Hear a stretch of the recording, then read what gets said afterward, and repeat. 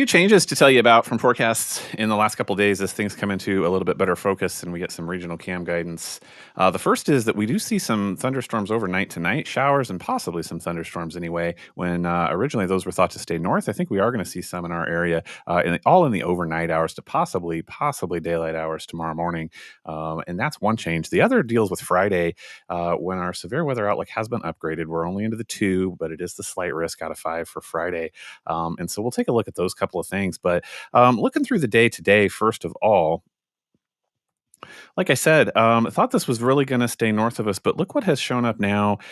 This is going to be about 10 o'clock tonight. Look out here over towards Wichita with me and see that what was thought to hit Kansas City, I think, is going to come our direction. So I'm looking now at about midnight, 1 a.m. when I see out in east central Kansas. I see showers. I can't say that there wouldn't be, like you see here, maybe around Emporia, just a couple of small embedded thunderstorms that move through. But here we are picking up this is about 3, 4 a.m. When I see this start to move through across I-49. Here's how this storm motion goes. So like I say, possibly, a few small embedded thunderstorms. If they're due to the nature of these, if those happen, the primary risk could be some small hail, small to moderate sized hail with these things that move through. But here we are by about 6, 7 a.m. I think that those have moved out. We'll keep an eye on that overnight and see what happens. So for that reason, here is what has set up for today.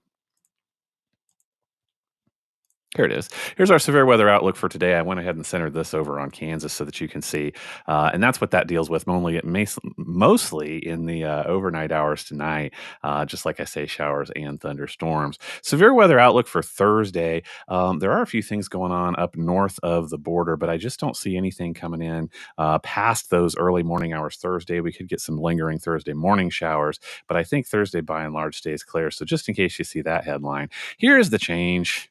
Looking at Friday, like I say, so now most of our area included in the 2 out of 5, the slight risk.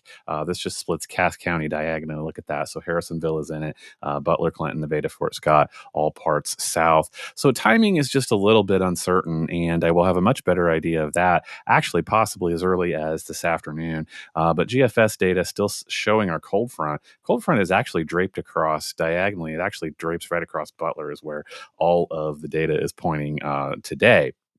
And so this is still looking at the mid-afternoon hours of Friday being the initiation time, possibly. This where this front exactly is going to land and where storms are going to fire along it is going to be a little tough to figure out. We should get some clues on that this afternoon. But still looking at that Friday afternoon timeline. Once the initial threat happens and storms fire along that front, they should move east-northeast, and the atmospheric instability stuff starts to drop off. And so we do have showers and thunderstorms coming along behind that. Like I'm seeing right here, this is later Friday night into early hours of Saturday. This is like midnight, 1 a.m. when I see one big batch of very heavy showers and possibly some thunderstorms.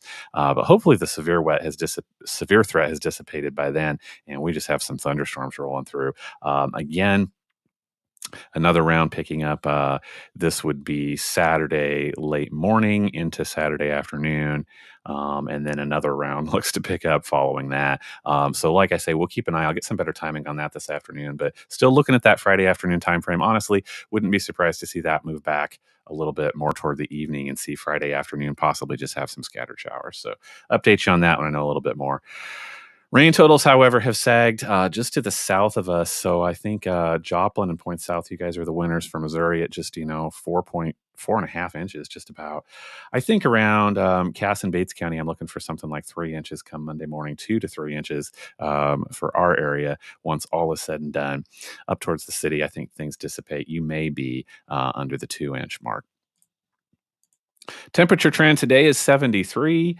After a chilly start, tomorrow is our warmest day at 81. Finally, those overnight lows, not so chilly, 58, 66 for an overnight low, headed towards Friday morning. Weekends, I think Saturday we only get up to 60 with all this going on, but the overnight lows hang out at just about 50 degrees themselves before just a slight warming trend looks to hit us for next week. So that's what I know as of this morning. I will keep an eye on, see if we can get a better idea for what I think will happen along that front Friday afternoon. That continues to be our focus. I will keep